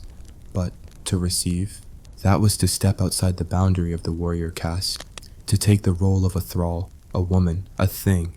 And so men were shamed not for desire, but for submission. This is what makes Norse masculinity so brutal, so binary, so fragile. The sagas are littered with subtle threats and not so subtle insults. In Lokasenna, the trickster god Loki accuses Odin himself of using magic unfit for a man. Cedar, a feminine form of sorcery that involved trance, possession, and bending to unseen spirits. Loki mocks him. You beat the drum like a witch in women's form. Odin says nothing, but in the context of Norse law, this is a venomous blow. Not because Odin practiced magic, but because he practiced the wrong kind, the receptive kind, the kind that let spirits enter. Even the gods could not escape the weight of ritual shame. This idea wasn't isolated. Among the Icelandic sagas, men who dared to wear soft clothing, who cared for their appearance too finely, or who spoke with gentle affect were quietly, and sometimes publicly, marked. They were ridiculed, questioned, and sometimes even exiled. The warrior was not permitted softness, not even in bed, especially not there. To submit sexually was to invert the entire Norse worldview, where strength, conquest, and honor were supreme. A man who allowed penetration had, in the eyes of his kin, broken the order of things. He had placed another above him, and that, whether in the hall or on the battlefield, was unforgivable. This is why ritual humiliation was often reserved for the defeated, not in death, but in what was done to their bodies before death. In certain skaldic verses, enemies are taunted with the fate of being used by their captors, not out of lust, but as the deepest form of degradation. The act itself became symbolic, to be turned into an object, a vessel, a reminder of submission. In one telling from the Njal saga, a character named Flosi insults his enemy by suggesting that he was the wife in a sexual act. The insult is not brushed off. It triggers a feud that ends in fire and slaughter. Such was the weight of being passive. And it wasn't just about men, because Norse culture also feared the blurred line between man and woman. The sacred could sometimes be androgynous, yes, but the everyday man could not. If a warrior crossed that boundary, he risked being unmade. This fear bled into law, into ritual, into myth. Passive men were not merely ridiculed, they were ritualistically erased. Those labeled Arger might be stripped of their weapons, their right to inheritance, even their burial rights. In a world where one's deeds were meant to echo into the afterlife, this was not just exile, it was obliteration. The soul's echo fell silent, and yet there were exceptions, strange jagged cracks in this otherwise rigid worldview. Odin, despite the shame of cider, was still the Allfather. Loki, fluid in both form and behavior, was still feared and revered. There was a tension at the heart of Norse belief, a fear of passivity, and yet a fascination with its power. Why else would the gods themselves flirt with it? Why else would Loki give birth, as a mare, to an 8-legged steed? Why else would Odin allow spirits to ride him like a horse? These contradictions weren't mistakes, they were part of the mythic truth, that shame and power were two sides of the same rune, that to touch the forbidden was dangerous, but sometimes divine. But for mortal men, the line remained sharp. One misstep, and you became a thing to be laughed at, punished, or cast out. The ritual shame of passive men wasn't just social, it was cosmic, and it haunted every hall, every hearth, every whispered insult. In the next part of our journey, we'll descend further, into the rituals themselves, into the ceremonies that branded men with unmanliness, into the songs that sang their shame for generations. Because in Norse culture, nothing was forgotten, especially not disgrace. The night had fallen over the longhouse, and the fire's glow danced across the carved wooden beams that told stories of old gods in the world's beginning. A hushed stillness blanketed the room, broken only by the occasional crackle of flame and the steady breath of warriors, asleep in their furs. But beneath that silence pulsed another current, one of shame, of judgment, and of fear. To live as a man in Norse society was to exist under constant watch, not only by others but by the self. A man's strength was not just in the sword he bore or the enemies he vanquished, but in how firmly he remained within the rigid mold of masculinity laid out by the gods themselves. To stray from that path, even in gesture, tone, or appearance, was to risk humiliation so deep it could outlive a name in the sagas. And it was not just whispered mockery, there were rituals. The Norse had a word for this shame, and it was sharp as a blade, Arger. To be Arger was not simply to be called effeminate, it was to be declared unmanly in the most damning way. To have one's masculinity questioned so fundamentally that society itself might begin to unravel. This concept was so potent that it could dissolve alliances, incite blood feuds, and even bring about exile. But how did this shame manifest? What were the codes and the punishments that governed passive masculinity in the North? Let us walk deeper into the shadows. Imagine a gathering of men at the Thing, the assembly where disputes were settled and honor was both defended and destroyed. One man accuses another not of theft nor of murder, but of being Arger. The accusation is loaded with meaning. It says, without saying, that the man is submissive in nature, that he may have allowed himself to be sexually penetrated, or that he has behaved in ways unbecoming of the role fate assigned him. Such a charge was not taken lightly, nor could it be ignored. If the accused failed to challenge the claim, If he did not demand holmgang, a ritual duel, then the accusation stood as truth. Silence was not golden, silence was guilt. And the consequences were not merely social. To be marked Arger could mean being stripped of land, honor, and kinship. It meant exile from the tightly wound fabric of Norse life, a sentence worse than death in a world where survival depended on community. But beyond the legal punishment, there were older rituals, ancestral echoes of deeper scorn, rites that reminded every man what he should never become. One such ritual was symbolic emasculation, not literal, but ritualistic and theatrical in its cruelty.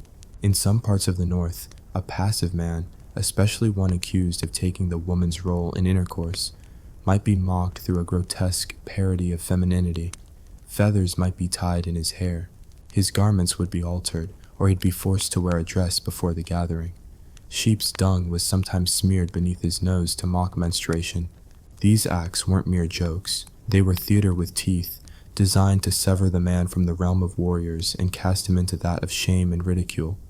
And what's perhaps most chilling, these rituals weren't always imposed by enemies. Sometimes it was the man's own kin, his father, his brothers, even his sons, who ensured the punishment was delivered, not out of cruelty, but out of necessity. If one man's shame could taint the whole bloodline, it had to be rooted out like rot from a timber beam. In this way, the honor of the clan was preserved by devouring its weakest link. Yet these customs did not exist in a vacuum. They mirrored and were mirrored by Norse mythology itself. Take the tale of Loki. The trickster god, infamous for his shape-shifting and mockery, frequently crossed gender lines in the old myths. He became a mare, a woman, even a nursing mother.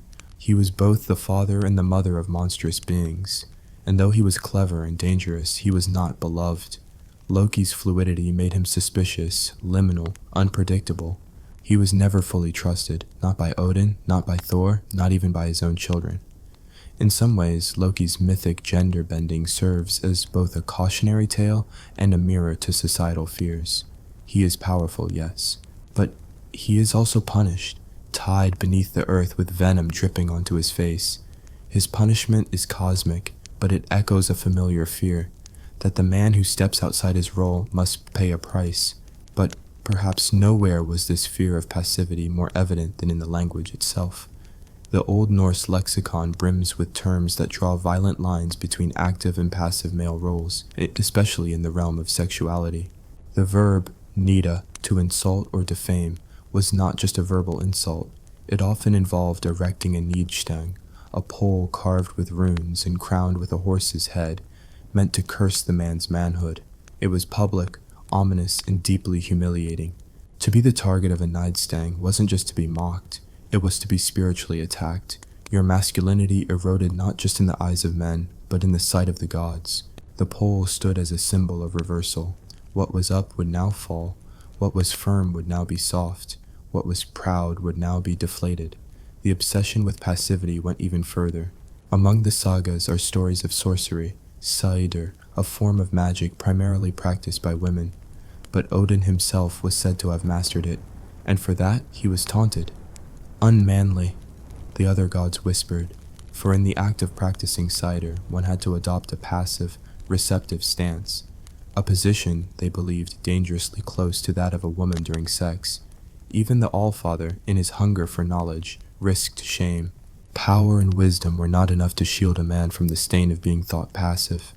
And so we return to the longhouse where silence still reigns, but under it, generations of pressure press down on every boy born beneath that roof. From his first steps, he is taught not only how to fight, but how to move, speak, laugh, and sit. His posture must radiate control. His eyes must never lower. His tone must not falter, for even the smallest lapse might invite suspicion. The shame of passivity was not only about action, it was about essence. To be suspected of being Arger could be triggered by something as simple as wearing your belt too high, or being too fastidious with grooming or avoiding confrontation. Every gesture was loaded, every choice became a potential battlefield, and so Viking masculinity became not just a way of life, but a performance, a ritual that never ended. Where the stage was the village, the audience was the kin group, and the price of breaking character was exile. Or worse, mockery eternal. The sagas remember warriors. But they also remember those who failed to fight back, not just with weapons, but with posture, with words, with will. Those who were silent when called arger, those who let the accusations stand. Those men became ghost stories told to boys beside the fire. "Don't be like him," the fathers would whisper, and the sons would nod. They understood. They had to. But the most insidious form of shame in Norse society came not from violence or punishment, but from ritual, performance, and silence. For in a world where the sagas dictated the terms of masculinity, and where even the gods feared being mocked, shame was not merely a feeling, it was an identity killer. To be called arger was to have your soul ripped from your chest without a sword being drawn. And what did that word mean? It meant effeminate, it meant cowardly, it meant passive. But more than anything, it meant you had surrendered the very core of what made you a man in the eyes of the Norse world. To accuse a man of being arger wasn't merely an insult, it was a declaration of war. In fact, if you called another man arger and he did not challenge you to holmgang, a duel to the death, then his silence was confirmation. He was, by law and reputation, no longer considered a man. And in the stories passed down around smoky hearths and storm-battered longhouses, the accusation of unmanliness was treated with more fear than an axe in the back. But how exactly did the Norse define passivity? It wasn't just about physical strength, it was about social position in every interaction. The dominant role in sex, for instance, marked power. The receptive role, even between a man and a woman, was associated with submission. Now, imagine a man occupying that role with another man. Unthinkable, or rather, unspeakable. Yet the sagas speak of it, often indirectly, sometimes with biting cruelty. Take the example of Loki, the trickster god who defied every boundary. He shifted shapes, shifted genders, bore children, seduced horses. And while he was feared, and occasionally admired, he was never respected in the way Odin or Thor were. In one famous story, Loki turned into a mare and became pregnant by a stallion. He later gave birth to Sleipnir, the eight-legged horse of the gods. Powerful, yes, but honorable? Never. In that one tale, Loki crossed the lines of gender, agency, and biology, and was forever marked. His acts weren't just shocking. They were ritually shameful, precisely because they blurred the sacred lines between man and woman, between active and passive, between power and disgrace.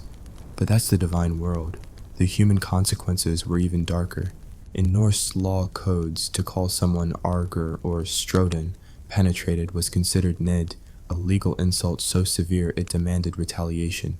And those who were proven to be passive in sex, especially men, could be outlawed, stripped of land, exiled, or even killed. Not for the act itself, but for the social meaning it carried. For the Viking age mind, a passive man was a broken man, not because of what he did, but because of what it meant, that he had allowed another to dominate him, that he had taken the role meant for women, slaves, and animals. And this brought not just ridicule, but ritual disgrace.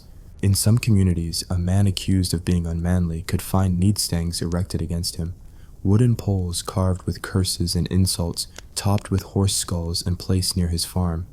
They were physical embodiments of shame. The wind would howl around these cursed staffs, the community would whisper, and the man's family would suffer for generations. That was how powerful gendered shame could be. Not a punishment of the body, but of the soul. The worst part? There was no redemption. Unlike a warrior who lost a battle and could regain his honor in the next fight, a man accused of passivity carried that stain forever, unless he challenged the insult with blood. Because in Viking society, silence was guilt. The rituals of shame did not require a crowd or a trial. They needed only a whisper, and sometimes not even that. But shame didn't merely haunt the intimate sphere. In Norse law, codes, sagas, and poems, accusations of urgy weren't just about insult, they were accusations with legal consequences. In fact, to call another man arger was so serious, so inflammatory, that the law allowed for trial by combat. If you dared to call someone passive, you had to be ready to fight for your claim, or die proving it. And that's where the cruelty intensified. If the accused refused to fight, he wasn't declared innocent. He was assumed to be exactly what he was accused of. Cowardly, passive, unmanly. And in the logic of Viking honor, that was worse than death. The battlefield, then, became not only a place for blood, but for gender. Swords weren't just instruments of war, they were tests of masculinity. The blade had to be met with blade, or one's manhood was rendered forfeit. The man who wouldn't raise a sword became a thing without name, a husk of his former self, a Nidinger. That term, Nidinger, was perhaps the most feared label of all. It didn't just mean coward, it meant traitor, monster, unman. Worse, a Nidinger could be the object of ritual shaming. In some regions, a pole was erected in his name, a Nidstang, carved with runes, topped with a horse's head, its mouth open in silent accusation, its curse cast toward the man who had lost his honor. The land itself would reject him. There was no redemption from this, and once a man was stripped of his honor in this way, he ceased to be fully human in the eyes of others. His property could be taken. He could be hunted, and worse, his memory could be desecrated. To be remembered as passive, as urgy, was to be remembered in shame, forever. Even burial wasn't guaranteed. Some tales speak of such men being denied rights, their bodies cast into shallow pits or rivers, their names struck from stone, because death, too, was gendered in Norse cosmology. The heroic dead, those who died with sword in hand, were welcomed to Valhalla. The others were left to hell, and not the fiery inferno of Christian imagination, but a place of damp shadows and forgotten souls. But even in hell, some feared their disgrace would follow. What's more chilling is that the accusations didn't require proof. A word, a rumor, could trigger the downfall. And so, Norse society became a place of constant performance. A man had to speak loudly, act decisively, dominate in drinking halls, laugh at pain, and crush all softness within, because any flicker of gentleness, any trace of passivity could be seized upon. And once the label was spoken, arger, it stuck like a curse. The sagas are full of such moments. A hero walks into a feast hall. His rival mocks him with a veiled insult. The laughter hangs in the air. The accused must respond, not with denial, but with action, a challenge, a blow, a drawn sword. Silence is admission. Sometimes brothers turned on brothers. Friends became enemies, because the fear of shame, not just social shame, but gendered ruin, drove men into frenzy, into violence, into exile. There are even cases of men mutilating themselves in fury, just to prove they were not what others claimed. Men who killed their lovers or themselves to cleanse the stain, because the passive man wasn't just scorned, he was erased. And this fear infected even mythology. Take the tale of Loki, shapeshifter, deceiver, gender bender. He takes female form, bears children, dresses in women's clothing, and is endlessly mocked for it, even by the gods. In the poem Lokasena, the gods gather to feast and Loki hurls insults, but the worst ones hurled at him are those that question his manhood. Odin himself says, "You spent 8 winters beneath the earth, milking cows and bearing children." The implication is clear. Loki has become passive, and that even for a god is a shame that cannot be scrubbed clean. But Loki doesn't deny it. He laughs. And that laughter, sly, bitter, chaotic, is perhaps the only defiance in a world where even gods tremble at the idea of passivity. Loki becomes the mirror of Norse fear, unpredictable, uncontrolled, uncontained by masculine ideals. Yet still, the punishment comes. Loki is bound in a cave, venom dripping on his face, writhing in agony, because in the end, even gods are not safe from gendered vengeance. The legacy of all this? A society built on tension, on fear, on ritual shame that carved itself deep into skin and story. Men lived and died by the blade, not just because of war, but because they feared softness more than death, and the echoes are still felt. In modern retellings of Viking lore, the focus is often on strength, battle, brotherhood, but beneath the steel lies a tremor, the ancient fear that to be anything less than hard, anything other than dominant, was to risk exile from life itself. The Viking world didn't just fear enemies, it feared itself, and in that fear it forged stories and scars that still haunt us.